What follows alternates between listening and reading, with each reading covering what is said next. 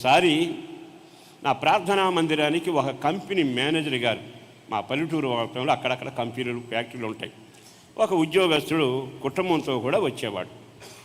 తర్వాత కొన్నాళ్ళు అయినాక అతను ప్రార్థన మానేశాడు. భార్య పిల్లలు మాత్రం తప్పకుండా వచ్చేవాడు. ఒకరోజు నా సిస్టర్ని అడిగాను, అమ్మ బ్రదర్ రావట్లేదంటే, ఖాళీ లేదండి అని. నేనే విజిటింగ్కి వెళ్ళినప్పుడు అడిగాను, బ్రదర్ మీరు రావట్లేదు ఎందుకని?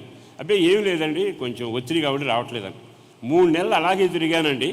3 నెలలు అదే మాట చెప్పాడు. ఓ రోజున కడుపు మండి దగ్గరకు వెళ్ళి అడిగాను, మీరు ఏమనుకుంటున్నారు, మా చిన్న మందిరం కదా, ప్రజలతో కింద కూర్చోలేక కుర్చీలు లేవని మీరు రావటం లేదా అని. అబ్బే అదేం కాదండి అన్నారు. మీరు ఏదో సంగతి చెబితే ఈరోజు ఇంటికి వెళ్తానండి, ఎందుకు మీరు మందిరాన్ని రావట్లేదని. వెంటనే ఏమన్నాడు తెలుసా, పాస్టర్ గారు నిజం చెప్తున్నాను, మిమ్మల్ని కాదంటాం ఎందుకనండి, నేను ఫ్యాక్టరీకి మేనేజర్గా పనిచేస్తాను, ఆఫీసర్ని కదా, నా దగ్గర 3000 మంది పనివాళ్ళు పనిచేస్తారు, ఆ లేబర్ అంతా మీ గుడికే వస్తారు. నేను కూడా గుడి దగ్గర కూర్చోను.